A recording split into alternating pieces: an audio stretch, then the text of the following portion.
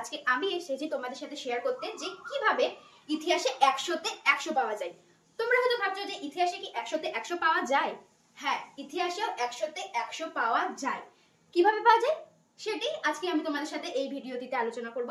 দেখে নাও। এর জন্য 2 নম্বরের আমি তোমাদের একটি ভিডিও দিয়েছি।